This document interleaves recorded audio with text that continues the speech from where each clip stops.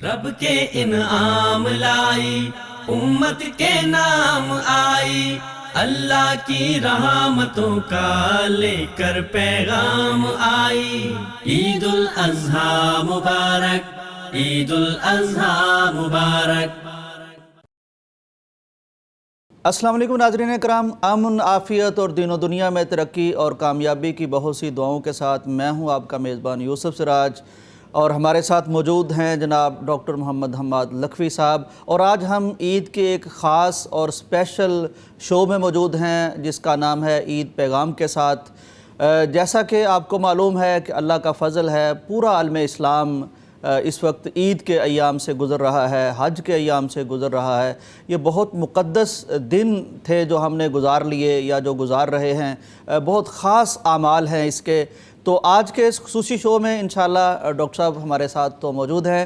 ہم یہ بھی جاننے کی کوشش کریں گے کہ ڈاکٹر صاحب کی عید کیسے گزرتی ہے، بچپن کی عید کیسے تھی، اور پھر گریجولی جب عیدیں عمر بڑھنے کے ساتھ ساتھ آتی گئی تو کیا تبدیلی آتی گئی، اور پھر کچھ ان مسائل پر بھی بات کریں گے جو قربانی کے حوالے سے ہمیں درپیش ہیں، سوشل ایشوز ہیں ان پہ بھی بات کریں گے، اسلامک ایشوز پہ بھی بات کریں گے، اور خاص طور پر ایک بہت اہم ٹاپک آج ہم ڈاکٹر صاحب سے جانیں گے، سیکھیں گے کہ خوشی جو آئی ہے اس کی حدود کیا ہیں، لیمٹس کیا ہیں، کس قدر خوشی منانی چاہیے، اور کس قدر خوشی جو ہے وہ اسلامک حوالے سے وہ ہمیں زیبا نہیں ہوگی۔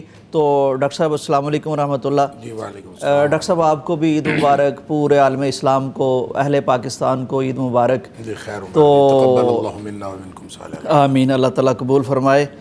ڈاکٹر صاحب یہ فرمائیے کہ ایک پہلے خوشی سے ہی آغاز کر لیتے ہیں کہ ایک خوشی یہ جو اللہ تعالیٰ نے ہمیں دی ہے عید کے دن میں، اس کی کیا حیثیت ہے، کیا اہمیت ہے ہماری زندگیوں میں اور ہمارے دین میں؟ بسم اللہ الرحمن الرحیم۔ دیکھیں، خوشی جو ہوتی ہے یہ داخلی کیفیت کا نام ہے، جو اکثر اوقات جو مطلوبہ مقاصد ہیں اس کے حاصل ہو جانے کے بعد جو انسان کو کیفیت حاصل ہوتی ہے اس کو خوشی کہتے ہیں۔ تو یہ جو عید ہے اس کو عید کہتے ہی اس لیے کہ بار بار آتی ہے، تو اللہ تعالیٰ اس کا معنی یہ بنتا ہے، اللہ تعالیٰ نے دو تہوار ہمیں عید الاضحیٰ اور عید الفطر کے دیے ہیں، الحمدللہ، اور یہ خوشی کے دن ہے۔ اور خوشی اس میں صرف یہ نہیں ہے کہ آپ کی جو داخلی کیفیات ہیں وہ خوشی والی ہوں، بلکہ آپ کوئی ایسے امور بھی سر انجام دے سکتے ہیں جن کا تعلق خوشی منانے کے ساتھ ہو۔ ٹھیک ہے، مثلاً اس میں جو عید نماز پڑھنی ہے یا اس میں جو قربانی وغیرہ کرنی ہے، یہ تو جو ہماری شرعی ذمہ داریاں ہیں، تو شرعی ذمہ داریوں کے علاوہ آپ ایسے امور سر انجام دے سکتے ہیں، مثال کے طور پر جو تیر اندازی ہے، جو گھڑ سواری ہے، جو اس طرح کے جو کام تیراکی ہے، تفریح کے جو کام ہیں وہ کیے جا سکتے ہیں۔ مثلاً نبی کریم صلی اللہ علیہ وسلم کے پاس جو ہے وہ بچیاں بیٹھیں دف بجا رہی تھیں اور گیت گا رہی تھیں، اور حضرت ابوبکر صدیق رضی اللہ تعالیٰ نے تشریف لائے اور انہوں نے منع کیا کہ یہ گویا کوئی ایسی کیفیت انہوں نے محسوس کی کہ جو ناگوار تھی، تو نبی کریم صلی اللہ علیہ وسلم نے، یعنی انہوں نے گویا اس کو شریعت کے دائرے سے دیکھنے کی کوشش کی، تو نبی پاک صلی اللہ علیہ وسلم نے فرمایا نہیں، ہماری عید کا دن ہے تو بچیوں کو یہ جاری رکھنے دیں، تو وہ پھر جاری رکھا گیا۔ تو اس کا مطلب یہ ہے کہ اس طرح کی چیزیں جو ہیں وہ عید والے دن اس کا اہتمام کرنا، یا پھر کوئی جو افراد خانہ ہیں وہ اپنی باہم مل جل کر ایک خوشی کو منانے کا اور خوشی کو باقاعدہ جو ہے وہ سیلیبریٹ کرنے کا کوئی اہتمام کریں، تو شریعت نہ صرف اس کی اجازت دیتی ہے بلکہ شریعت اس کو اپریشیٹ کرتی ہے، اس کو تحسین کی نظر سے دیکھتی ہے۔ ڈاکٹر صاحب یہ فرمائیے کہ یعنی عرب کلچر کے مطابق یا نبی صلی اللہ علیہ وسلم کے عہد مبارک کے مطابق کچھ چیزیں تو جیسے آپ نے بھی ذکر فرمائی، بچیاں وہ اپنا کوئی گیت گا رہی تھیں، ظاہر عربک میں ہوگا، اور دف بھی بجا رہی تھیں، کچھ اور وہاں سے ہمیں جیسے آپ نے فرمایا تیراکی کی بات ہے، تیر اندازی کی بات ہے، گھڑ سواری کی بات ہے۔ تو ڈاکٹر صاحب یہ اس وقت تو اویلیبل تھی چیزیں، اب ہر شخص کو یہ چیزیں اویلیبل نہیں ہیں، ہمارے عرف میں یا ہمارے معاشرے میں کچھ اور چیزیں ہیں، تو کیا ان سے بھی خوشی منائی جا سکتی ہے، یا جو آپ نے خاص چیزیں فرمائی ہیں بس یہی شریعت میں جائز ہوں؟ نہیں، بالکل، اصل میں دیکھیں ایک معاشرتی دائرہ ہے، ایک شریعت کا دائرہ ہے، ٹھیک ہے، اور معاشرتی دائرے کی ہر وہ چیز جائز ہے جہاں شریعت کی منع کردہ کوئی چیز نہیں آتی. ٹھیک ہے. دیکھیں جب ہم حلال اور حرام کا شرعی اصول دیکھتے ہیں تو وہ دو اعتبار سے مختلف ہے. عبادات میں حلال اور حرام کا اصول اور ہے. ٹھیک ہے. اور اشیاء و معاملات میں حلال و حرام کا اصول اور ہے. عبادات میں ہر وہ چیز حرام ہے جس کا حکم نہ دیا جائے. ٹھیک ہے. اور اشیاء و معاملات میں ہر وہ چیز جائز ہے جو منع نہ ہو. تو یہ بالکل الٹ ہے. لہٰذا اگر کوئی شخص جو ایسی کوئی تفریح کا کوئی انداز اختیار کرتا ہے جس کا نہ عرب کلچر میں ذکر تھا نہ ہماری تاریخ میں کوئی ذکر تھا، بالکل ایک نئی چیز ہے، لیکن شریعت میں منع کردہ امور میں وہ موجود نہیں ہے، تو وہ جائز ہے. اور اس کو اگر مباح چیزوں میں کسی بھی طرح سے خوشی منانا کوئی شخص چاہتا ہے تو وہ منا سکتا ہے، اس میں کوئی حرج نہیں ہے. لیکن جہاں شریعت کی حد آ جاتی ہے تو وہاں پابندی لگ جاتی ہے. گویا خوشی منانے کی بھی ایک لمٹ ہے. ایسا نہیں ہے کہ کوئی شخص خوشی مناتے ہوئے آپے سے باہر ہو جائے. ان حدود میں رہتے ہوئے اگر وہ خوشی مناتا ہے تو ویسے بھی کسی شخص کی خوشی جو ہے وہ جب اتنی بڑھ جائے کہ وہ دوسروں کے لیے تکلیف کا باعث بن جائے تو وہ خوشی نہیں رہتی. صحیح. اس لیے قرآن پاک کے اندر جب ہم دیکھتے ہیں کہ یہ جو خوشی کا لفظ ہے یعنی فا را ہا مادہ کے ساتھ، بالکل یہ کم و بیش 22 کلمات آئے ہیں. ٹھیک ہے. اور ان میں سے اکثر کلمات جو ہیں وہ نیگیٹو معنوں میں ہیں. ٹھیک ہے. ان اللہ لا يحب الفرحین، اللہ تعالیٰ اترانے والوں کو پسند نہیں کرتا. ٹھیک ہے. تو خوشی جب حد سے بڑھ جائے تو وہ دوسروں کے لیے تکلیف بن جاتی ہے. جب وہ دوسروں کے لیے تکلیف بنتی ہے تو وہ پھر اللہ تعالیٰ کو پسند نہیں ہے. اور اگر خوشی اپنی حدود کے اندر ہو تو وہ جتنی بھی شدید ہو، جتنی بھی زیادہ آپ خوشی منا رہے ہوں، اگر وہ شریعت کی حدود کے اندر ہے تو اس بات کی کوئی پابندی نہیں ہے. ڈاکٹر صاحب خوشی کی بات ہو رہی ہے، خوشی کا موقع بھی ہے. ایک کویسچن میرے ذہن میں آ رہا ہے اور میں یہ پوچھنا چاہتا ہوں آپ سے کہ ہمارے بہت سے لوگ ہیں ماشاءاللہ، اللہ تعالیٰ نے انہیں توفیق دے رکھی ہے کہ وہ شریعت کے دائرے سے ہی زندگی کو دیکھتے ہیں اور تمام معاملات کو دیکھتے ہیں. بڑا مبارک یہ کام ہے. اچھا، وہ جب ہم سے بات کرتے ہیں اور ہم بھی سوچتے ہیں، وہ کہتے ہیں کہ جس وقت آپ کسی بھی ایسی ایکٹیویٹی میں ہیں یعنی خوشی منا رہے ہیں، کچھ سیلیبریٹ کر رہے ہیں، تو وہ وقت آپ کا ذکر الہی سے خالی ہو جائے گا. وہ آپ کی توجہ تو ایک ایسے کام کی طرف لگ جائے گی جس میں ظاہر ہے کوئی اس طرح فائدہ دینی تو نہیں ہو رہا ہوتا. تو یہ جو توجہ لگتی ہے، جو وقت لگتا ہے، اس بارے میں پھر کیسے ہم خود کو مطمئن کریں؟ دیکھیں، یہ جو جب آپ آؤٹنگ کرتے ہیں یا کوئی خوشی کا کوئی انعقاد کرنے کے لیے کوئی بھی سرگرمی کرتے ہیں تو آپ کا وقت تو اس پہ لگتا ہے. قرآن نے حضرت یوسف علیہ السلام کے حوالے سے جب بات کی تو جو بچوں نے اپنے والد صاحب سے اجازت لی تھی یوسف علیہ السلام کو ساتھ لے جانے کی، تو اس میں انہوں نے کہا تھا یرتع و یلعب. ٹھیک ہے. دو مقاصد تھے ان، کھائے پیے گا اور کھیلے گا. ٹھیک ہے. کھیلے کودے گا. تو گویا کھیلنا کودنا بچوں کے لیے خاص طور پر، اور کھانے پینے کے لیے باہر نکلنا. اب اس دور میں برگر پیزا تو نہیں تھا، لیکن بہرحال اس کا کنسپٹ موجود ہے. اور آج کے دور میں اگر کوئی بچے نکلتے ہیں کوئی دور جدید کی کوئی چیز کھانے پینے کے لیے، یہ الگ بات ہے کہ وہ صحت کے لیے کتنی نقصان دہ ہے اور اس سے بچنا چاہیے. اور صحت سے کے لیے نقصان دہ چیزیں جو ہیں وہ بہرحال وَلَا تُلْقُوا بِأَيْدِيكُمْ إِلَى التَّهْلُكَةِ، اپنے آپ کو اپنے ہاتھوں ہلاکت میں نہ ڈالو. تو اگر کوئی چیزیں صحت کے لیے نقصان دیں تو ان سے تو بچنا چاہیے، لیکن وہ طبی اعتبار سے بھی ہے، شریعت طبی اعتبار سے بھی ہے، شرعی اعتبار سے بھی ہے. لیکن حلال اور حرام اور ناجائز کے اعتبار سے جب ہم اس کو دیکھتے ہیں تو شریعت اس بات کی اجازت دیتی ہے کہ حلال چیزیں اور جو صحت کے لیے نقصان دہ نہیں ہیں اس کو کھانے پینے کے لیے بھی آؤٹنگ ہو سکتی ہے اور کھیلنے کودنے کے لیے بھی آؤٹنگ ہو سکتی ہے. اب کھیل کود کا ایک انداز وہ ہے جو سعودی یا اس دور کے عرب کلچر میں جو تھا، اس دور کے عرب کلچر میں تھا. ایک کھیل کود کا انداز ہے جو اس وقت پوری دنیا میں ہے اور پاکستان میں بھی اور مختلف علاقوں میں. تو کھیلنے کودنے کا جو بھی انداز ہو اس پہ وقت تو لگتا ہے. ایسا تو نہیں ہوتا جب آپ کھیل کود رہے ہوں اس وقت ساتھ ساتھ آپ قرآن پڑھ رہے ہوں. ساتھ ساتھ جو ہے وہ آپ کا ذکر اذکار چل رہا ہو، ساتھ ساتھ آپ کی وہ سنجیدگی کی سوچ چل رہی ہو، جو سنجیدہ فکر ہے انسان کی، جو زندگی کے مقاصد کا تعین کرتی ہے، وہ بھی ساتھ ساتھ چل رہی ہو۔ تفریح تو تفریح ہے، اور جب آپ تفریح کے لیے وقت لگائیں گے تو اس وقت وہ جو آپ کی جتنی بھی سنجیدہ مقاصد ہے زندگی کے، اس سے اتنے وقت کے لیے تو آپ کو بہرحال اپنی توجہ تفریح کی طرف ہٹانی پڑے گی، وگرنہ وہ تفریح نہیں کہلاتی۔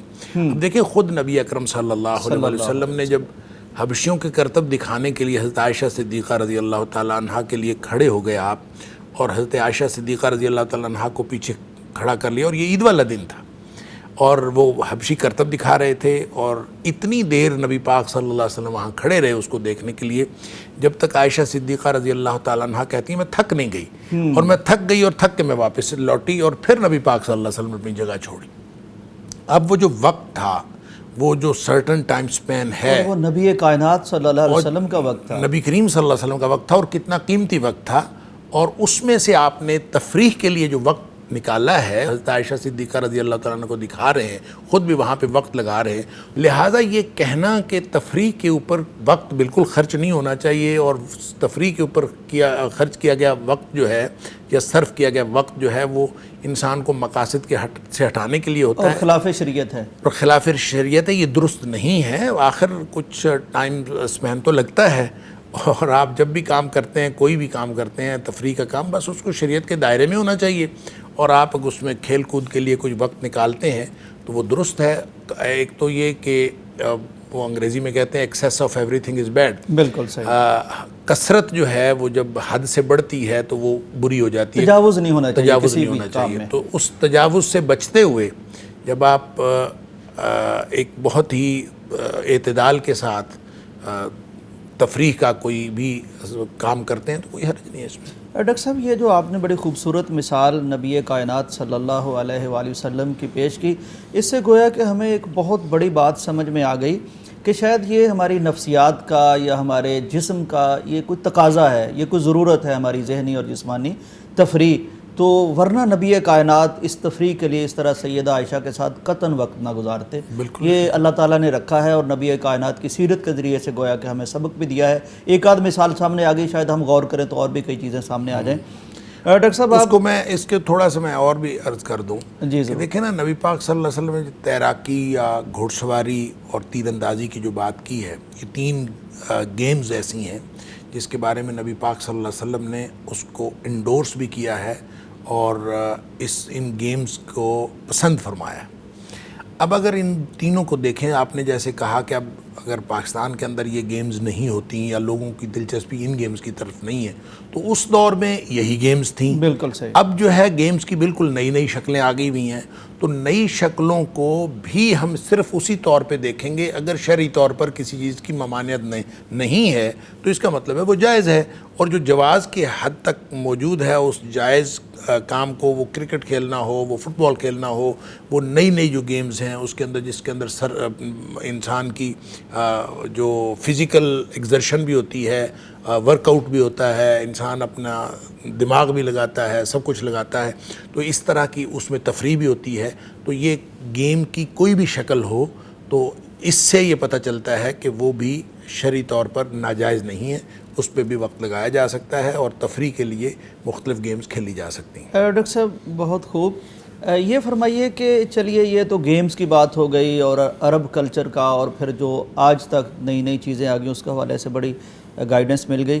ڈاکٹر صاحب ایک ایسے موقعوں پر یہ بھی ہوتا ہے کہ کچھ دوست مل کے بیٹھیں، خوش گپیاں ہوں، کچھ گفتہ باتیں ہو جائیں، تو اس طرح کی محفلیں سجانا اور بیٹھنا اور خوش ہونا، اس کو آپ کس نظر سے دیکھتے ہیں؟ سیرت سے اس کی بھی کوئی مثال ملتی ہے؟ باہم ملنا، بیٹھنا، گپ شپ لگانا، یہ تو کسی حد تک پسندیدہ ہے، ٹھیک، کہ باہم ملا جلا جائے اور آپس میں پھر شگفتگی کی باتیں جو ہیں، نبی پاک صلی اللہ علیہ وسلم کی حیات طیبہ میں بہت ساری ہیں، آپ شگفتگی کی بات کرتے تھے اور حصے مزاح نبی پاک صلی اللہ علیہ وسلم کی، لیکن وہ کبھی بھی خلاف واقعہ کام میں نہیں ہوتی تھی، جھوٹ نہیں ہوتا تھا اس میں نہ جھوٹ ہوتا تھا، نہ بناوٹی کوئی بات ہوتی تھی، بلکہ جو امور واقعہ ہیں انہی میں سے کوئی اس کا ایسا شگفتہ پہلو نکال کے اس کے بارے میں اظہار فرما دیتے تھے، اور اسی میں مزاح پیدا ہو جاتا تھا۔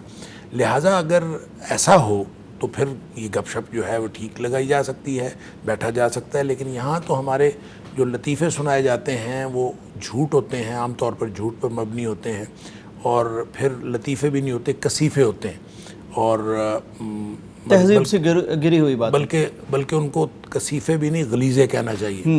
تو اس طرح کی گفتگویں آپس میں ایک دوسرے کو ہنسنے ہنسانے کے لیے کی جاتی ہیں، یہ گفتگو کا انداز بھی ٹھیک نہیں ہے۔ اگر امور واقعہ کے اندر رہا جائے اور شگفتگی کا اظہار ایک دوسرے سے کیا جائے، حصے مزاح بھی ظاہر کی جائے، اور تو اس میں کوئی حرج نہیں۔ اب ہم نے گپ شپ کرنی ہے، ہم نے بیٹھنا ہے، میل ملاقات کرنی ہے، تو اس کا پھر طریقہ یہ ہے کہ آپ اس میں وقتاً فوقتاً اللہ اور اس کے رسول صلی اللہ علیہ وسلم کا تذکرہ کرتے رہیں۔ واہ ماشاءاللہ۔ اور وہ تذکرہ اس طرح سے بھی ہو سکتا ہے کہ آپ جو گفتگو کر رہے ہیں اس کے اندر ہی رہنمائی کا سامان ہو، کوئی حدیث ذکر ہو گئی، کوئی آیت ذکر ہو گئی، بالکل آپ خوش گپیاں کر رہے ہیں، کرتے رہیں، اس میں کبھی کوئی حدیث آ گئی، کبھی کوئی قرآن پاک کی آیت آ گئی، کبھی اللہ کی کوئی بات آ گئی، اللہ کو یاد کرنے کی بات آ گئی، اللہ سے توبہ کرنے کی بات آ گئی، اللہ تعالیٰ کو جنت میں جا کے دیکھنے کی بات آ گئی، اللہ تعالیٰ کی زیارت کی رویت کی بات آ گئی، تو نبی پاک صلی اللہ علیہ وسلم کے ساتھ محبت کی باتیں، یہ گفتگو کا حصہ بنا لیا جائے، اور احادیث کو، آیات کو، اللہ کے تذکرے کو، تو پھر وہ جو مجلس ہے وہ بجائے اس کے کہ وہ دل کی سختی کا باعث بنے، وہ ایک تو یہ کہ نہ صرف یہ کہ کوئی نقصان نہیں دے گی بلکہ وہ فائدے کا باعث بن جائے گی۔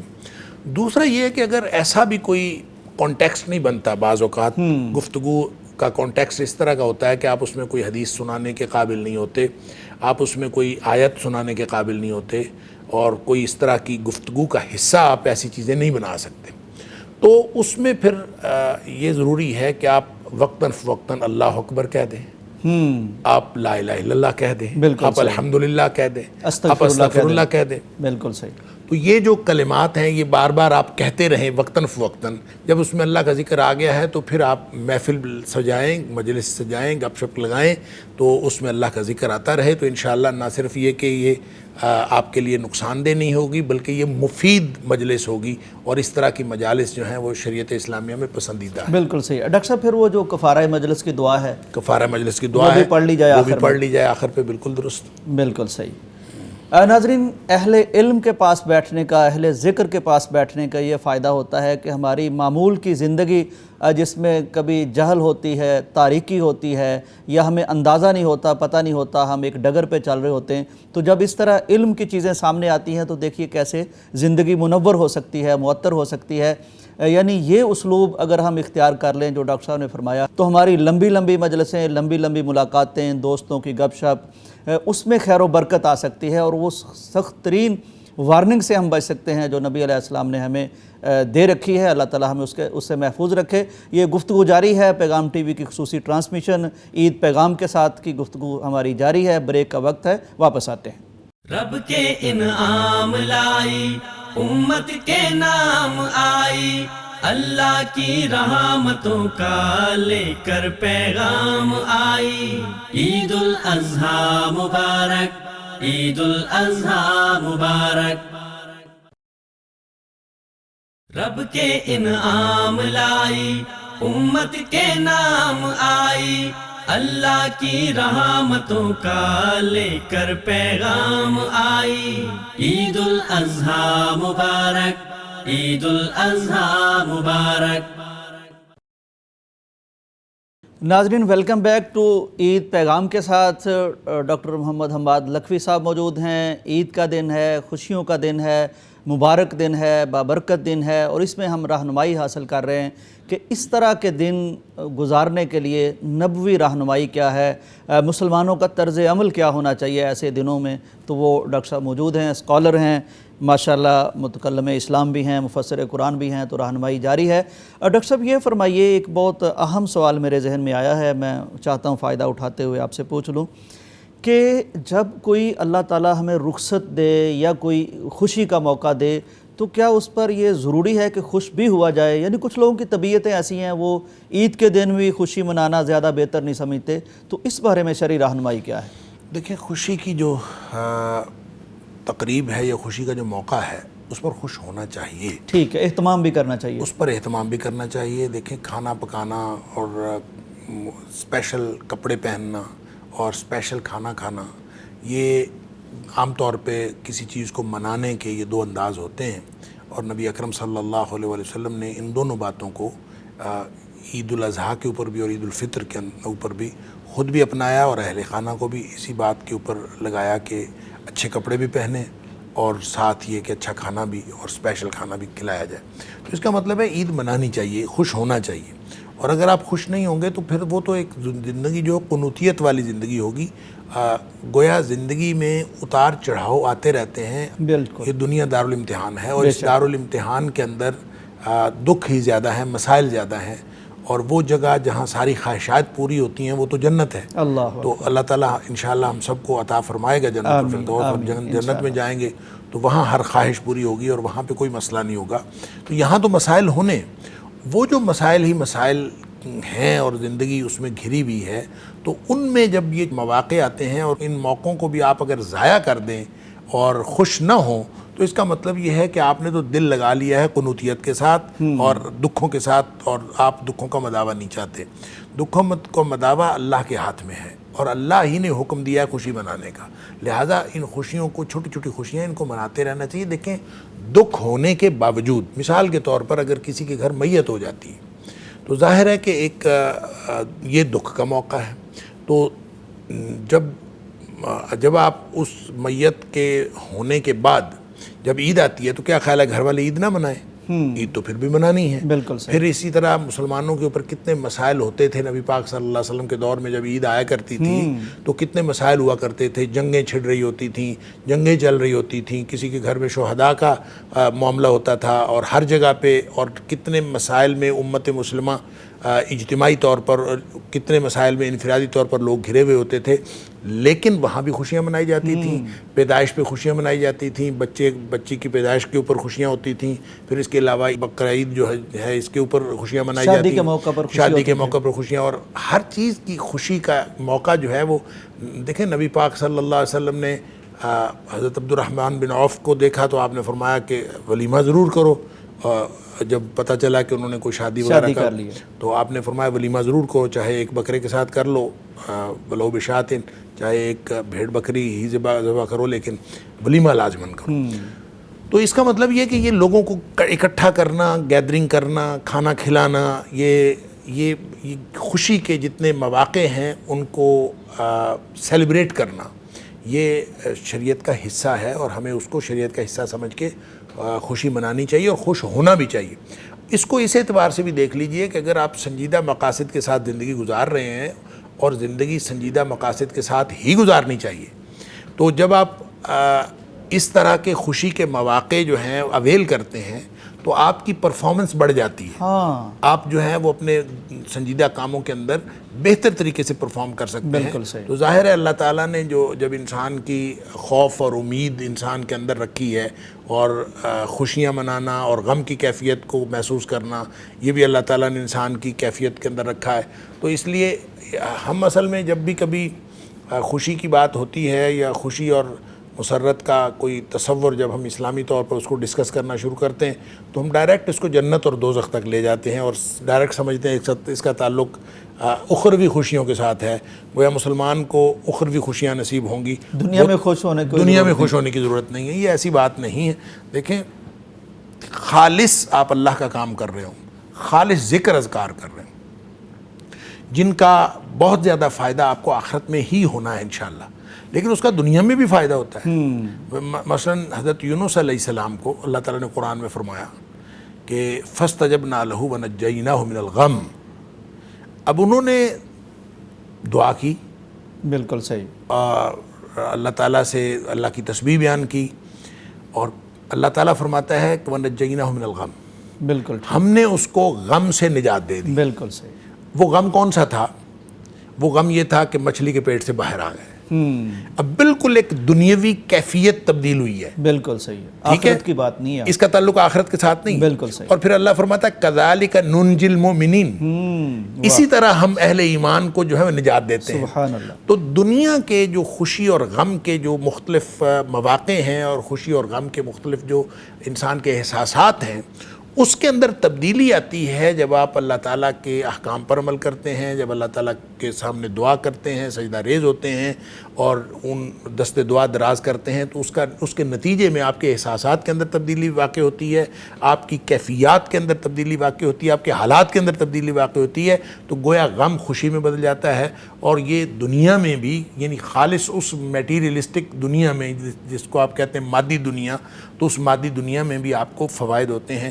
لہٰذا اس کا مفہوم آپ کو بہت اچھی طرح سمجھ میں آ جاتا ہے کہ ربنا آتینا فی الدنیا حسنۃ وفی الآخرۃ حسنۃ وقنا عذاب النار. تو اس طرح سے اہل ایمان کو گویا اللہ تعالیٰ نے اس دنیا سے بالکل بے نیاز کر کے نہیں کہا کہ آپ آخرت میں چلے جائیں. اور اس طرح سے دیکھیں مختلف چیزیں ایسی آتی ہیں جس میں مثلا فرمایا کہ کن فی الدنیا کانک غریب. ٹھیک ہے. اب دنیا میں اس طرح سے رہو جیسے تم مسافر ہو. اچھا، اس سے کچھ لوگ کہتے ہیں کہ چونکہ دنیا میں اس طرح سے رہنا ہے کہ میں مسافر ہوں تو مجھے کوئی خوشی نہیں منانی. یہ درست نہیں ہے.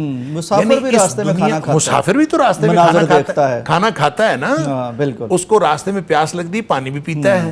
وہ راستے میں اس کی جتنی اس کی ڈاکٹر صاحب کو اچھی اچھی چیزیں بیچنے آ جائیں تو دل للچاتا ہے، کھا بھی لیتا ہے. اچھی کیفیات کا حصول اس کا بھی حق ہے، بالکل مسافر کا بھی حق ہے. لہٰذا آپ اس دنیا کو مستقل زندگی نہ سمجھیں، لیکن اس عارضی زندگی کے اندر بھی مختلف جو مواقع ہیں ان کو پوری طرح سے انجوائے کریں. بالکل ٹھیک ہے. ڈاکٹر صاحب میں آپ کی بات سے یہ بھی سمجھا ہوں کہ ایسے خوشی کے موقع پر ایک تو طبی چیز ہے، کچھ چیزیں یاد آ جاتی ہیں، کوئی رشتے اگر بچھڑ گئے ہیں وہ یاد آ جائیں گے، کچھ اور، لیکن ایک اہتمام کے ساتھ، تکلف کے ساتھ کوئی اس طرح اس دن میں یاد کرنا ایسی چیزوں کو، رونا اور اس خوشی کو منانے سے احتراز کرنا، یہ بھی شاید کوئی دین کے منافی ہی چیز ہے.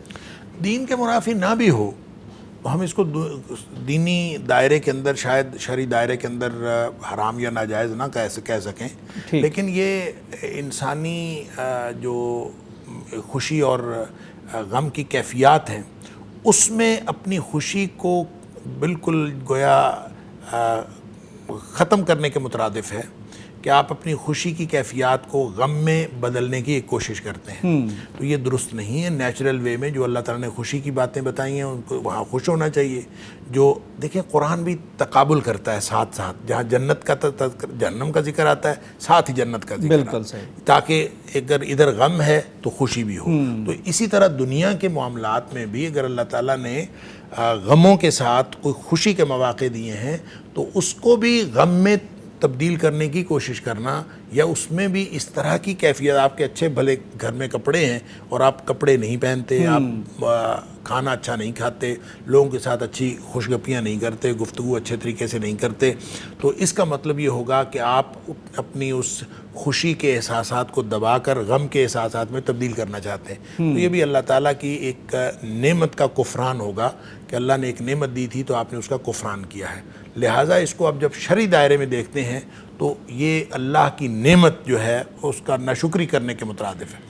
باقی انسانی حوالے سے آپ ایک شخص جو ہے وہ اپنی خوشیوں کو بھی نہیں مناتا تو پھر اس کا نتیجہ یہ بہرحال نکلتا ہے کہ اس کی زندگی جو ہے وہ اس جو خوشی کی کیفیات کو نہیں سمجھتی، وہ کسی دوسرے کے لیے خوشی کا باعث بھی نہیں بن سکتی. لہٰذا اس کی زندگی جو ہے وہ بالکل اجنبیت کی زندگی ہو جائے گی. انسانوں کو جس طرح اللہ تعالیٰ نے معاشرتی ایک فطرت دے کے پیدا کیا ہے اور اس معاشرتی فطرت میں لوگ ایک دوسرے کے لیے فائدے کا، خوشی کا باعث بنے، تو وہ شخص کبھی اس بات کو سمجھ ہی نہیں سکتا جو خود خوشی کبھی مناتا نہیں ہے یا خوشی کو محسوس نہیں کرتا. بالکل صحیح. ڈاکٹر صاحب بات یہاں تک تو ہو گئی کلیئر ماشاءاللہ کہ خوشی منانی چاہیے اور خوشی کا دن آئے تو اس کو ویلکم کرنا چاہیے، چونکہ یہ اللہ کی چاہت ہے، اس کے رسول کی چاہت ہے، انہوں نے یہ کام مشروع کیا ہے تو ہم کون ہوتے ہیں کہ اس پر لبیک نہ کہیں.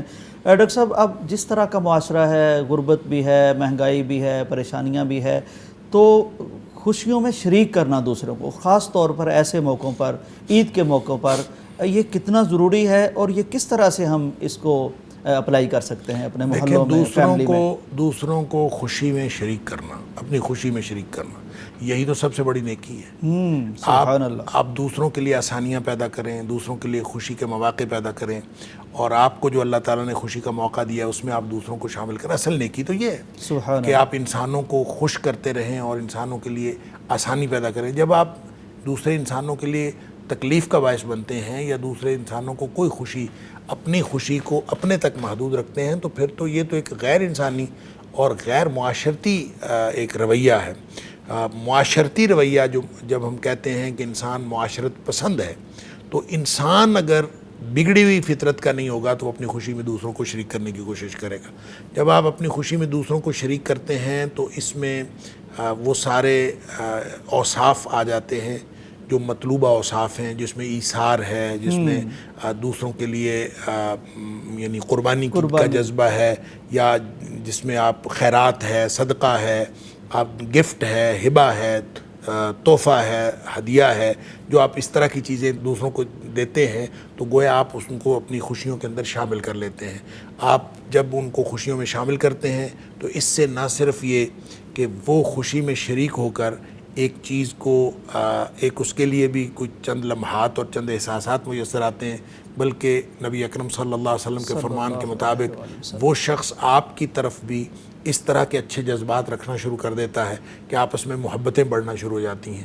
اور جب محبتیں بڑھتی ہیں تو یہ پورا معاشرہ جو ہے ایک امن اور محبت کا گہوارہ بن جاتا ہے. تو یعنی اس کے اثرات جو ہیں وہ انفرادی سطح پر کیا گیا جو کوئی بھی اقدام ہے، اس کے اثرات پھر پورے معاشرے کو پہنچتے ہیں، پورے معاشرے کے اندر اس کی اچھے اثرات ہوتے ہیں، اور اس سے انسان یوں سمجھیں کہ ایک شخص کی دوسرے کے ساتھ بانٹی ہوئی خوشی جو ہے وہ پورے معاشرے کے اوپر اثر انداز ہوتی ہے. ڈاکٹر صاحب یہ فرمائیے، بالکل آپ نے بجا فرمایا اور یہ بڑا ضروری بھی ہے، دینی اعتبار سے بھی، اخلاقی اور شرعی اعتبار سے بھی، معاشرتی اعتبار سے بھی.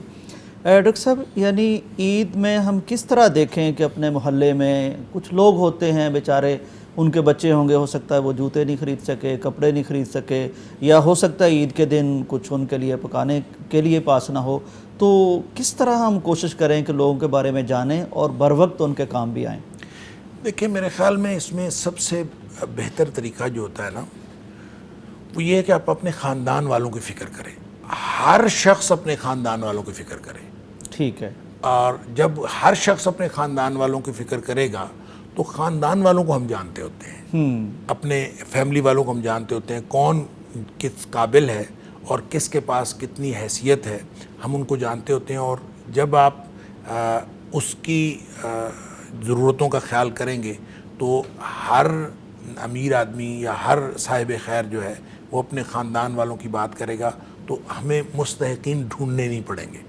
ہمیں خود بخود پتہ ہوگا، ہمیں کسی سے سرٹیفکیٹ نہیں لینا پڑے گا کہ آپ بتائیں کہ فلاں مستحق ہے کہ نہیں ہے. تو سب سے پہلا طریقہ تو یہی ہے. اور اس میں ابدا بمن تعول جو نبی پاک صلی اللہ علیہ وسلم نے فرمایا، آپ کے جو زیر کفالت ہیں ان سے شروع کریں. تو پھر اہل محلہ، آپ محلہ جس میں محلے میں رہتے ہیں تو آپ کو معلوم ہوتا ہے کہ کون شخص کس قابل ہے، اور اگر آپ کو معلوم نہیں ہوتا تو آپ کو معلوم کرنا چاہیے. یہ ضروری ہے. یہ ضروری ہے کہ آپ معلوم کرنا چاہیے. مطلب گپ شپ میں یہ آدمی نماز کے وقت جاتا ہے مسجد میں، گپ شپ میں پوچھ لیتا ہے آپ نے قربانی کی ہے کہ نہیں کی، آپ نے کون سا جانور خریدا ہے، میں نے فلاں جانور خریدا ہے. گپ شپ میں آدمی پوچھ لیتا ہے فلاں ہمارا پڑوسی جو ہے اس نے کون سی قربانی کی ہے، نہیں کی. جہاں جہاں آپ کو پتہ چلتا ہے کہ کسی نے قربانی نہیں کی تو وہاں گوشت پہنچانے کی بات کریں. اور ان کو اگر آپ کو ان کے حالات کا اندازہ ہو جاتا ہے گپ شپ میں تو پھر ان کو آپ کپڑے وغیرہ کا بھی جس قدر آپ کر سکیں ان کا اہتمام کرنا چاہیے. اب ہم تو حالات یہ ہے نا کہ مستحقین ڈھونڈتے پھرتے ہیں. مستحقین جو ہیں وہ اصحاب خیر کو ڈھونڈتے پھرتے ہیں، اصحاب خیر مستحقین کو ڈھونڈتے پھرتے ہیں. ہماری صورتحال تو یہ ہے. تو اس میں بہرحال اور پھر دوست احباب کے ذریعے سے پتہ چل جاتا ہے. پھر جب آپ اہل محلہ کے ساتھ اس طرح کا تعلق رکھتے ہیں جو ایک دوسرے کے ساتھ خیرخواہی والا ہوتا ہے تو کوئی چیز چھپی ہوئی باقی نہیں رہتی. یعنی آپ اپنے رشتہ داروں کے ذریعے سے اور پھر اہل محلہ کے ذریعے سے، پھر باقی آپ کے اگر کوئی ملازمین ہیں یا آپ کے کوئی جاننے والے ہیں پھر ان کے ذریعے سے بھی آپ کو پتہ چل جاتا ہے. تو خبر رکھنی چاہیے. خبر گیری جو ہے نا، خبر رکھنا، یہ بھی ہمارے ذمہ داریوں میں سے ایک ذمہ داری ہے کہ آپ خبر رکھیں. جو ہم خلفائے راشدین کو دیکھتے ہیں، خود نبی اکرم صلی اللہ علیہ وسلم کو دیکھتے ہیں تو وہ خبر رکھا کرتے تھے، اور خبر رکھنے کے لیے بعض اوقات گشت کیا کرتے تھے اور گھوم پھر کے چیک کیا کرتے تھے کون کہاں ضرورت مند ہے. تو یہی طریقے ہیں. اور ظاہر ہے کوئی آسمان سے کوئی خبر تو نہیں آنی کہ فلاں جگہ کوئی پہنچا ہوا ہے. خبر رکھنا بھی ہماری ہی ذمہ داری. بالکل صحیح، بالکل صحیح. ناظرین، خوشی کے دن خوشی منانا، اور دوسرا اہم ترین کام یہ ہے کہ وہ لوگ جو کسی بھی وجہ سے خوشی منانے میں شریک نہیں ہو سکتے، وہ محروم رہ گئے ہیں، اللہ تعالیٰ کی تقسیم ہے، اللہ تعالیٰ کے معاملے ہیں، ہر ایک کی آزمائش ہوتی ہے، کسی کو کہتے ہیں اللہ دے کے آزماتا ہے، کسی سے لے کے آزماتا ہے۔ تو ایسے لوگوں کا سب سے پہلے ڈاکٹر صاحب نے فرمایا کہ رشتہ داروں کی خبر گیری کرنا، اب یہیں دیکھیے کہ صلہ رحمی ہے، رابطہ رکھنا، رشتہ داروں کے احوال سے آگاہ رہنا، اسی لیے شریعت نے اس پر زور دیا ہے، اور ڈاکٹر صاحب نے اسے دینی اور شرعی فریضہ بھی کہا ہے۔ اور پھر اہل محلہ اور اپنے اڑوس پڑوس میں دیکھنا یہ بہت ضروری ہے۔ اگر عام نارمل زندگی میں آپ نہیں بھی کرتے رہے تو خصوصاً عید کے دن ضرور دیکھیں کہ آپ کے ارد گرد کس کی قربانی نہیں ہے، کون سے کس طرح کے مستحق لوگ ہیں، ان تک جو بھی ہو سکتا ہے وہ ضرور پہنچائیے۔ یہ اس عید کا بھی تقاضا ہے اور ہمارے مسلمانوں کے ایک شرعی تہوار کا بھی تقاضا ہے۔ بریک کا وقت ہے، واپس آتے ہیں۔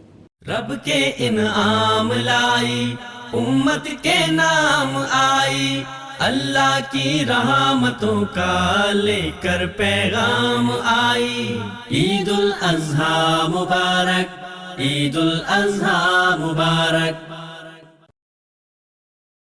رب کے انعام لائی، امت کے نام آئی، اللہ کی رحمتوں کا لے کر پیغام آئی۔ عید الاضحیٰ مبارک، عید الاضحیٰ مبارک۔ ناظرین ویلکم بیک ٹو عید پیغام کے ساتھ۔ خوشیوں بھرا دن ہے، مسرتوں بھرا دن ہے، الحمدللہ اللہ تعالیٰ نے چاہا ہے اور نبی صلی اللہ علیہ وسلم کی سنت کے ذریعے سے ہمیں یہ طریقہ دیا ہے کہ ہماری زندگیوں میں ایسے دن بھی آئیں جہاں شرعاً خوشی منانا ہو، جہاں شرعاً ہمیں خوش ہونا ہو، اچھے لباس پہننا ہو، خوشبو لگانا ہو۔ ایسا ہی ایک دن ہے، ہم دعا کرتے ہیں کہ اللہ تعالیٰ اسے ہمارے لیے بابرکت بنائے۔ ڈاکٹر صاحب یہ ساری باتیں تو ہو گئیں، شرعی رہنمائی بھی ہو گئی، اب تھوڑا پریکٹیکل کی طرف آتے ہیں۔ آپ کیسے عید مناتے ہیں؟ جیسے دوسرے لوگ عید مناتے ہیں۔ نہیں، آپ کی روٹین ڈاکٹر صاحب کیا ہوتی ہے؟ صبح کا معمول اور کھانے کون سے کھاتے ہیں، کس کس سے ملتے ہیں؟ ظاہر عید پڑھاتے بھی ہیں آپ تو۔ دیکھیں جو عید الاضحیٰ کی بات ہے تو اس میں ظاہر عید پڑھانی ہوتی ہے، اور نہیں ڈاکٹر صاحب وہ تو عید الفطر بھی پڑھانی ہوتی ہے۔ نہیں، میں عرض کر رہا ہوں فجر کے بعد تیاری شروع ہو جاتی ہے۔ ٹھیک ہے۔ عید الفطر میں اور عید الاضحیٰ میں فرق یہ ہوتا ہے کہ عید الفطر میں ہم ناشتہ کر کے جاتے ہیں، اور نبی پاک صلی اللہ علیہ وسلم کا معمول تھا کہ عید الفطر میں کوئی نہ کوئی چیز کھا کے جاتے تھے، اور عام طور پہ طاق عدد کھجوریں۔ تو ہم بھی کوشش یہی کرتے ہیں کہ سنت کے مطابق کچھ کھا کے جائیں، اور چونکہ میں چائے کا عادی ہوں تو چائے کا کپ ضرور لے لیتا ہوں عید الفطر میں، لیکن عید الاضحیٰ میں بھی نہیں لیتے۔ ڈاکٹر صاحب میں تھوڑا سا یہاں جاننا چاہتا ہوں، کچھ لوگ ہیں نا شوگر کے پیشنٹ ہیں، کوئی مریض ہیں، کچھ اتنا صبر نہیں کر سکتے، تو کیا کریں وہ؟ یہ کوئی فرض تھوڑی، یہ سنت ہے، اگر آپ کر سکیں تو آپ اس سنت پر عمل کریں، اور اگر آپ نہیں کر سکتے تو کوئی گناہ نہیں ہے۔ اگر آپ کوئی چیز کھا لیتے ہیں، ناشتہ وغیرہ کر لیتے ہیں، کوئی گناہ نہیں۔ اور دوسری بات اس میں یہ بھی ہے کہ نبی پاک صلی اللہ علیہ وسلم کو روزہ نہیں رکھتے تھے۔ مطلب بعض لوگوں کا خیال یہ ہے کہ وہ پہلا کھانا نبی پاک صلی اللہ علیہ وسلم کا قربانی کا گوشت ہوتا، تو اس کا مطلب یہ نہیں ہے کہ پیتے بھی نہیں تھے آپ، یعنی پانی پینا یا کسی اور چیز سے، یا کوئی ہلکی پھلکی چیز لے لینا۔ ہلکی پھلکی چیز نہیں، میں پینے کی بات کر رہا ہوں۔ کھانا تو آپ کا سب سے پہلا قربانی کا گوشت ہوتا تھا، ٹھیک ہے، لیکن پینے سے تو نہ کوئی ممانعت ہے اور نہ ہی سنت کی خلاف ورزی ہوتی ہے جب آپ پی بھی لیتے ہیں۔ بالکل صحیح۔ اور ظاہر ہے پھر وہ عید پڑھانے کے لیے ہم نکل جاتے ہیں، فجر کے بعد تو تیاری ہوتی ہے، بس تیاری کے بعد نہا دھو کے کپڑے پہنے، اور وہ عام طور پہ ہم چونکہ 4-5 فیملی ممبرز ہوتے ہیں گھر پہ موجود، تو ان کا ٹائم سوٹ نہیں کرتا ایک دوسرے کے ساتھ، کوئی لیٹ ہو رہا ہے کوئی جلدی، تو عام طور پہ یہ ہوتا ہے کہ ہم پھر 2 گاڑیوں میں نکلتے ہیں۔ تو چونکہ جانا ہوتا ہے اسلامیہ کالج ریلوے روڈ، تو وہ تقریباً 20-25 منٹ کا، آدھے گھنٹے کا راستہ ہے گھر سے، تو وہ پھر چلے جاتے ہیں وہاں عید پڑھا۔ ڈاکٹر صاحب باقی فیملی بھی یہیں آپ کے پیچھے آ کے عید پڑھتی؟ باقی فیملی بھی ادھر عید پڑھتی ٹھیک ہے۔ تو عید پڑھنے کے بعد پھر ہم کوشش کرتے ہیں رستہ بدل کے جائیں، اور وہ بھی رستہ بعض اوقات کسی اور طرف، بعض اوقات کسی اور طرف۔ پھر عید کی وجہ سے بعض عیدیں لیٹ ہو رہی ہوتی ہیں تو رستے بھی بہت سارے بند ہوتے ہیں، تو بعض اوقات پھنس بھی جاتے ہیں۔ تو جو قربانی والی عید ہے اس میں پھر فوراً جا کے قربانی کرنی ہوتی ہے، اور ہمارے کچھ ہیں ملازمین ہی ذبح وغیرہ کا کام کرتے ہیں، وہ کسائی تو نہیں ہے، لیکن وہ اس موقع پر سیزنل کسائی بنے ہوتے ہیں، تو وہ پھر آ جاتے ہیں وقت پہ، ہم ہمارے گھر پہنچنے سے پہلے وہ پہنچے ہوئے ہوتے ہیں. بالکل تو صحیح. بس پھر قربانی وغیرہ کرا کے تو یہ کام پھر شام تک چلتا ہے، تو گوشت وغیرہ تقسیم کرنا. پھر ہم یہ کرتے ہیں کہ ہم قربانی کرنے کے بعد پھر ہم اکاڑا چلے جاتے ہیں. اکاڑا ہماری چونکہ زیادہ فیملی ساری اکاڑا میں ہے، ڈسٹرکٹ اکاڑا میں، تو ہم اکاڑا چلے جاتے ہیں. اور عام طور پہ 2-3 دن پھر اکاڑا میں جو عید الفطر ہوتی ہے اس میں عید پڑھانے کے فوراً بعد چلے جاتے ہیں، اور عید الاضحیٰ میں قربانی وغیرہ کرنے کے بعد پھر ہم رات کو چلے جاتے ہیں. تو پھر یہ ظاہر ہے یہ جو ہم عید میں جو میل ملاقات والا موقع ہے وہ جا کے وہاں حاصل کرتے ہیں. بالکل صحیح. ڈاکٹر صاحب، بچپن کی عیدیں یادگار تھیں یا اب والی عیدیں زیادہ پسند آتی ہیں؟ دیکھیں میرے خیال عید اصل میں تو بچپن والی تھی، واہ. خوشیاں تو بچپن میں ہی ہوتی تھیں. اب تو عید ایک کام کے طور پر ہم کرتے ہیں، اور وہ ایک روٹین میں ایک کام بن گیا ہے. بچپن میں تو باقاعدہ خوشی ہوتی تھی، اور پھر یہ جو قربانی ہے یہ بھی بہت بڑا ایونٹ ہوتا تھا، چونکہ ہمارے وہاں عام طور پہ رواج تھا بڑا جانور کرنے کا. تو بڑے جانور بھی بعض اوقات اکھڑ ہوتے تھے، تو بڑے عجیب و غریب ڈرامے ہمیں دیکھنے کو ملتے تھے. تو ہمارے ہی گھر میں گھر کے پیچھے ایک حویلی تھی، تو وہاں عام طور پہ جانور ذبح ہوتا تھا. تو ہم سب بچے گھر کی چھت پہ چڑھ کے پھر اس کو دیکھتے تھے. ٹھیک ہے. تو گھر کی چھت پہ، یا پھر بعض اوقات جو ونڈو ہوتی، گھر کی جو ونڈو ادھر کھلتی تھی اس میں ونڈو میں کھڑے ہو کے، تو ظاہر ہے وہاں جانا تو بڑا خطرے سے خالی نہیں تھا. تو وہاں یا چھت پہ چڑھ جانا یا ونڈو میں سے دیکھنا. تو وہ بعض اوقات ایسے بھی ہوا، یعنی اگر روٹین میں نارمل بھی ہوا ہے تو ذبح ہوتے ہوئے جانور کو دیکھنا تو ایک دل میں ہوتا تھا. تو بچپنے میں اپنے آپ کو محفوظ جگہ پہ رکھ کے اس کو دیکھنا، لیکن اس کا گوشت بننے تک ہم اس کو دیکھتے تھے. یہ بڑی ایک مجھے اب میں سوچتا ہوں تو سمجھ نہیں آتی کیوں اب کے بچے تو بالکل توجہ نہیں کرتے. تو ہمارے شاید اس وقت بچوں کو کرنے والا کوئی کام اور نہیں ہوتا تھا، تفریح اور نہیں تھی، تفریح اور نہیں تھی. تو ذبح ہوتے دیکھنا، پھر کھال اترتی دیکھنا، پھر اس کے بعد اس کا گوشت بنتے دیکھنا، پھر گوشت تقسیم ہوتا. بہرحال اور بعض اوقات جو ہے وہ ایسے واقعات بھی دیکھنے کو ملے کہ وہ گائے کو ذبح کرنے لگے ہیں اور وہ اس نے رسہ توڑا لیا ہے اور بھاگ کھڑی ہوئی ہے اور سب کے پیچھے لگ گئی ہے. ہم تو خود پہلے ہی محفوظ جگہ پہ ہوتے تھے، لیکن ہم نے لوگوں کو دیکھا کوئی پیپل پہ چڑھ رہا ہے، کوئی دیوار پہ چڑھ رہا ہے، کوئی ادھر بھاگ رہا ہے، کوئی ادھر بھاگ رہا ہے. تو یہ سارے مناظر بھی دیکھے، اور پھر وہ اس قدر خونخوار ہو گئی. ظاہر ہے جس کو پتہ چلا کہ چھری کے نیچے سے نکلی اور اس کو پتہ ہے، تو وہ تو پھر جو ہے نا ونڈو میں لوگ کھڑے ہوئے تو ونڈو کو ٹکرے مارتی تھی. اور اس قدر ہر طرف اس نے جناب دہشت پھیلا دی. اور پتہ نہیں پھر کس طرح سے انہوں نے رسہ پھینک کے اس کو کسی طرح قابو کیا، اور پھر بعد میں اس طرح. تو یہ واقعات بھی یاد ہیں. تو باقی بچوں کے ساتھ کھیلنا اور گلیوں میں، مجھے لگتا ہے کہ گاؤں کی گلیوں میں منائی ہوئی وہ جو عید ہے اس جیسی کوئی عید نہیں ہے. واہ واہ واہ. ڈاکٹر صاحب یہ فرمائیے کہ کم وسائل میں منائی ہوئی عیدیں، اب اللہ نے یعنی ہر ایک پہ ایسے ہی ہوتا ہے، وسائل کم ہوتے ہیں پھر بڑھتا ہے، برکتیں آتی جاتی ہیں. وہ عیدوں کا زیادہ لطف تھا یا جب وسائل بہت زیادہ ہو گئے تب زیادہ لطف آتا ہے؟ دیکھیں، احساس مروت کو کچل دیتے ہیں حالات. جیسے جیسے آپ چیزیں بڑھتی جاتی ہیں، آپ کو ٹیکنالوجی بڑھتی جاتی ہے، آپ کے پاس وسائل آتے جاتے ہیں، تو آپ کے احساسات وہ نہیں رہتے. تو جتنا زیادہ آپ سادگی سے عید مناتے ہیں اور جتنا زیادہ آپ یوں کہہ لیجئے کہ مادیت سے دور ہوتے ہیں، اتنا زیادہ آپ کو خوشی ہوتی ہے. یہ اللہ کی طرف سے پتہ نہیں کوئی ایسی بات ہے. اب بھی آپ دیکھ لیں، آپ دیہات میں چلے جائیں تو لوگ جو ہیں باقاعدہ خوشی مناتے ہوئے نظر آئیں گے، خوش نظر آئیں گے، ان کے چہروں کے اوپر مسکراہٹیں نظر آئیں گی، اور وہ بنسبت شہروں کے آپ کو زیادہ خوش نظر آئیں گے. اور یہ کیا وجہ ہے؟ ان کو خوشی زیادہ ہو رہی ہوتی ہے یا وہ اس کو خوشی کو محسوس زیادہ کر رہے ہوتے ہیں.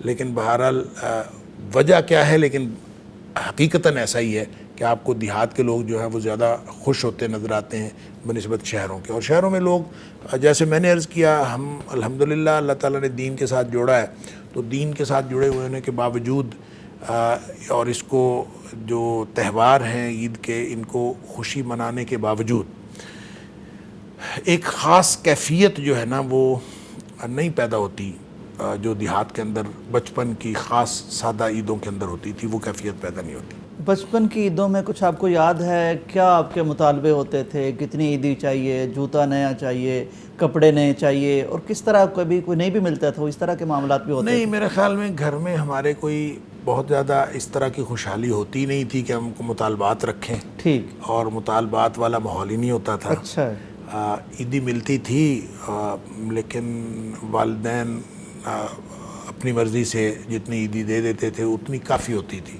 ٹھیک ہے، اور کبھی یہ نہیں کہا، مجھے نہیں کبھی یاد کہ صرف میں نہیں، ہمارے بہن بھائیوں میں سے بھی کسی کے بارے میں مجھے یہ یاد نہیں ہے کہ کسی نے عیدی کے اوپر جھگڑا کیا ہو۔ ٹھیک، حالانکہ بچے تو بہت کرتے ہیں، انہیں سمجھ نہیں ہوتی والدین کے معاملات کی۔ ہاں، لیکن ہمیں نہیں، مجھے نہیں یاد، ہو سکتا کیا ہو لیکن مجھے یاد نہیں ہے۔ تو مجھے تو یہی یاد ہے کہ والدین جو دے دیتے تو ہم اسی کو کافی سمجھتے تھے، اور ویسے بھی سستا زمانہ تھا، تھوڑے سے پیسے بھی اگر مل جاتے تھے تو اس کی کینڈیاں آ جاتی تھیں، تو وہ عام طور پہ وہ کینڈیاں اور وہ چھوٹے چھوٹے گولیاں انڈے جیسی ہوتی تھیں، مونٹگومری کے بسکٹ ہوتے تھے، اس طرح کی چیزیں وہی لینی ہوتی تھیں، تو وہ جو کچھ دیتے تھے اس میں آ جاتی تھیں۔ ٹھیک، اور میرا نہیں خیال کہ کبھی جھگڑا ہوا ہو اس بات پر کہ ہم نے اتنی لینی ہے اتنی، ایسا کوئی مطالبہ تھا نہیں، لیکن ملتی تھی عیدی، اور الحمدللہ جتنی ملتی تھی اتنی کافی ہوتی تھی۔ ڈاکٹر صاحب کوئی اور یادیں؟ پھر کھیلنے کے لیے نکلتے تھے یا کوئی عید کے دن کس طرح کے معاملات؟ کوئی نہر پہ گرمیوں میں چلے جانا یا کوئی تھا اس طرح کا معاملہ یا نہیں؟ اصل میں نہر پہ گرمیوں میں چلے جانا ہم ضرور جاتے تھے، اور اس میں بعض اوقات تو ہم سارے بھائی مل کے، لیکن بہت ہی کم۔ ہمارے ویسے گاؤں کے قریب ایک کھالا تھا، تو وہاں ہم عام طور پہ نہانے کے لیے جایا کرتے، تو بچے تو وہ ذرا بھینسوں کی وجہ سے وہ بہت چوڑا ہو گیا تھا، تو وہ ہمارے لیے وہی کافی ہوتا تھا کہ ہم وہاں پہ موج کرتے تھے۔ نہر تو بہت بڑی تھی اور دور بھی تھی، تو وہاں نہیں جاتے تھے۔ تو اس میں سے بھی میں یہ اگر تھوڑا سا میں اپنی یادداشت کو اگر واپس لانے کی کوشش کروں تو مجھے یہ لگتا ہے کہ میرے بھائی بہت کم جاتے تھے نہر وغیرہ پہ نہانے کے لیے، میں زیادہ جاتا تھا۔ ٹھیک، اور تیراکی میرے خیال آتی ہوگی پھر آپ کو؟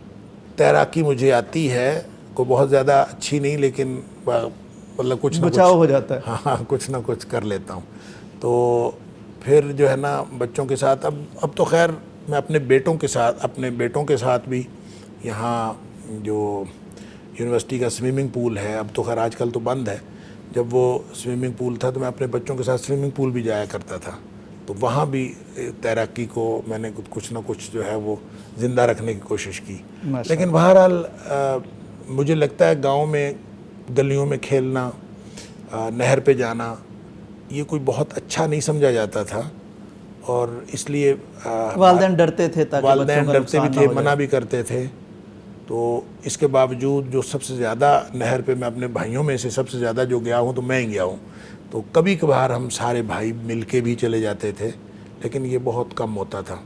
تو وہ کھالے پہ نہانے کے لیے البتہ ہم سارے مل کے بھی چلے جاتے تھے۔ وہاں ایک مزیدار واقعہ ہوا کہ میرا ایک بھتیجا ہے اور وہ عمر میں مجھ سے بڑا ہے، تو وہ اپنے ننیال گیا ہوا تھا، اور اس نے واپس آ کے بتایا کہ میں وہاں پہ نہر پہ نہاتا تھا تو میں الٹی چھلانگ لگانا سیکھ کے آیا ہوں۔ ٹھیک، اور ہم بڑے خوش کہ جناب یہ الٹی چھلانگ لگانا سیکھ کیا ہے۔ تو ہم شام کو جاتے تھے عصر کے بعد کھالے پہ نہانے کے لیے، تو اب اس دن سارے تیار بڑے خوش کہ الٹی چھلانگ کہ آج جو ہے نا اس نے الٹی چھلانگ لگانی ہے اور ہم سب نے دیکھنا ہے۔ اچھا، دیکھنا ہے۔ تو وہ وہاں گئے اور کھالے پہ اس نے پورے جناب اپنی تیاری کر کے تو اس کے منڈیر پہ کھڑے ہو کے کھالے کے اس نے چھلانگ لگائی الٹی، سر نیچے اور ٹانگیں اوپر۔ تو وہ جس نہر میں لگاتا تھا وہ اس میں اس کی گہرائی زیادہ تھی، اس کی گہرائی تھی کوئی نہیں، بہت تھوڑی تھی، لہٰذا وہ اس کا سر نیچے جا کے لگا، اور نیچے بھی کوئی پتھر وغیرہ تھا تو اس کا سر پھٹ گیا، اور وہ نا اب ہم سارے مظاہرہ دیکھ رہے ہیں اور وہ بیچارہ نیچے گیا اور ایک دم نکلا ای ہم سارے حیران کہ یہ کیا الٹی چھلانگ لگی، تو سارا معاملہ ہی الٹا ہو گیا۔ تو بہرحال وہ بڑی مزے کی بات، اس کو بیچارے کو چوٹ لگ گئی، تو لیکن ہمارا پورا جو ہے نا وہ سین اس کا ڈراپ سین ہو گیا۔ تو اس طرح کی چیزیں ہوتی رہتی تھیں۔ ڈاکٹر صاحب اب عیدی کتنے لوگ لیتے ہیں آپ سے؟ ویسے یہ عیدی دینے کا معاملہ بھی بعض لوگ تو اس کو بھی غیر شرعی کہہ دیتے ہیں. اچھا کوئی نہیں، ہمارے ہاں عیدی دینے لینے کا کوئی بہت زیادہ رواج بھی نہیں ہے. ٹھیک. بچے بھی کوئی نہیں مطالبہ کرتے ہیں، مطلب نیور ایٹ آل کہ میرے بچوں نے کبھی مطالبہ کیا ہو کہ میں نے عیدی لینی ہے یا مجھے اتنی عیدی دیں. کمال. کبھی بھی نہیں. اور خود سے کچھ دے دیں، وہ بھی عام طور پہ میں تو نہیں دیتا، ان کی امی دے دیتی ہے ان کو. تو بعض اوقات میں پوچھ لیتا ہوں کہ بچوں کو کچھ دیا ہے تو وہ بتا دیتی ہے کہ میں نے دے دیا ہے. تو میں تو بہرحال شاید کبھی میں نے دی ہو عیدی. عام طور پہ بچے نہ مانگتے ہیں اور نہ میں ان کو دیتا ہوں. تو ان کی والدہ دے دیتی ہے، میں دے دوں، یہ والدہ دے دے ایک ہی بات ہے. تو باقی اس کے علاوہ جو ادھر ادھر سے لوگ آ جاتے ہیں بہت زیادہ وہ عیدی لینے کے لیے، وہ ان کی ماشاءاللہ تعداد کافی ہے. ٹھیک ہے. اور وہ تو اہل محلہ بھی اور ادھر ادھر کے لوگ بھی، ملازمین بھی، میرا خیال برکت بھی خیال کرتے ہیں ملازمین بھی، اور حتیٰ کہ جو کوڑا اٹھانے والی ٹرالی ہوتی ہے اس کے سارے افراد بھی، اور ہر ایک آ کے بیل دے گا جی عیدی دے دیں جی، وہ شاید سب سے ہی لے رہے ہوتے ہیں. تو وہ ہم سے بھی تو وہ چلتا رہتا ہے، وہ عیدی دے دے. بلکہ بعض اوقات کہنا پڑتا ہے کہ یہ عید الفطر نہیں ہے، یہ عید الاضحیٰ ہے. یہ عید الاضحیٰ ہے. وہ کہتے ہیں پھر بھی کچھ نہ کچھ تو دے دو. تو بہرحال کچھ نہ کچھ چلتا رہتا ہے. ڈاکٹر صاحب کوئی ایسی یاد ہے کہ کسی عید پر کسی چیز کو بہت دل چاہتا ہو، مل نہ سکی ہو، کچھ اس طرح کی بعض دفعہ بچپن کی یادیں ہوتی ہیں؟ اچھا مجھے بچپن کے واقعات بہت زیادہ یاد ہیں نہیں اصل میں. ہو سکتا ہے کہ میرے بھائی ڈاکٹر حمود صاحب، ہم چونکہ تقریباً ایج فیلو ہیں، 1.5 سال کا فرق تھا اور ہم کلاس فیلو بھی تھے، تو بہت ساری باتیں جو ہیں وہ حمود صاحب کو یاد ہوتی ہیں، مجھے یاد نہیں ہوتی. تو یہ اگر واقعات اگر حمود صاحب میرے ساتھ بیٹھے ہوتے تو ہو سکتا ہے آپ کو اور زیادہ واقعات جو ہیں وہ سننے کو مل جاتے. تو مجھے یاد نہیں ہے ایسا کوئی واقعہ ہوا ہو. ٹھیک ہے. کہ محرومی، احساس محرومی تو مختلف حوالوں سے بعض اوقات ہو جاتا تھا، لیکن کوئی ایسی اسپیسیفک کوئی میں آپ کے واقعہ یاد کوئی واقعہ میرے سامنے نہیں. ڈاکٹر صاحب ہمارا پروگرام اپنے اختتام کو پہنچا ہے. آپ اس موقع پر، عید کے موقع پر، یعنی تمام مسلمانوں کو مبارکباد دینے کے علاوہ کیا پیغام دینا پسند فرمائیں؟ دیکھیں، خوشیاں منائیں، خوشیاں بانٹیں. یہ دنیا ہے، چند دن ہم نے یہاں رہنا ہے. تو جب آپ کے پاس اللہ تعالیٰ نے خوشی کا موقع دیا ہے تو وہ بھی امتحان ہے، اگر کوئی غم کا موقع ہے تو وہ بھی امتحان ہے. مومن کا جو معاملہ ہے، اللہ کے رسول صلی اللہ علیہ وسلم نے فرمایا وہ بڑا عجیب ہے کہ مومن خوشی میں بھی اجر لیتا ہے اور مومن جو ہے غم میں بھی اجر لیتا ہے. تو خوشی میں اجر لیتا ہے شکر کر کے، اور غم میں اور مصیبت میں اجر لیتا ہے صبر کر کے. اگر ہم اس طرح سے رہیں گے تو دونوں صورتوں میں اجر ہی ملے گا. اور نبی پاک صلی اللہ علیہ وسلم کے اس فرمان کی سب سے خوبصورت لائن مجھے جو ہمیشہ لگتی ہے کہ وَلَيْسَ ذَاكَ لِأَحَدٍ إِلَّا الْمُؤْمِنِ.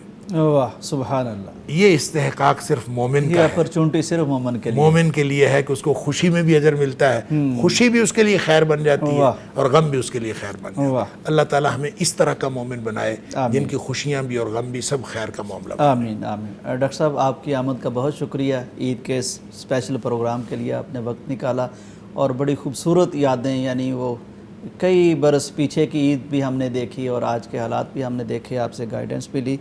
بہت شکریہ. ناظرین، یہ بہت خوبصورت لائن جو نبی کائنات کی حدیث مبارکہ کی ڈاکٹر صاحب نے آخر میں ہمارے سامنے رکھی ہے کہ مومن کو جو اپرچونٹی حاصل ہے وہ اس کائنات میں کسی اور کو حاصل نہیں ہے. یہ ہر موقع پر اپنا فائدہ کر لیتا ہے. عید ہے، خوش ہوگا، شکر کرے گا، پھر بھی فائدہ ہے. اگر خدا نہ خواستہ عید کے موقع پر کسی کے پاس کچھ کم بھی ہے، وہ صبر کر لے گا تو پھر بھی اس کے لیے اجر ہے. لیکن سبق آج کے دن کا یہ ہے کہ دوسروں کو بھی خوشیوں میں شریک کیجئے. قربانی کی ہے، اسے بانٹیے، جلد بانٹیے. بہت سے لوگ ایسے ہوں گے، آپ کو معلوم ہے مہنگائی ہے، غربت ہے، بے روزگاری ہے، پوری دنیا کے حالات بھی اس طرح کے ہیں، کچھ پاکستان کے بھی ہیں.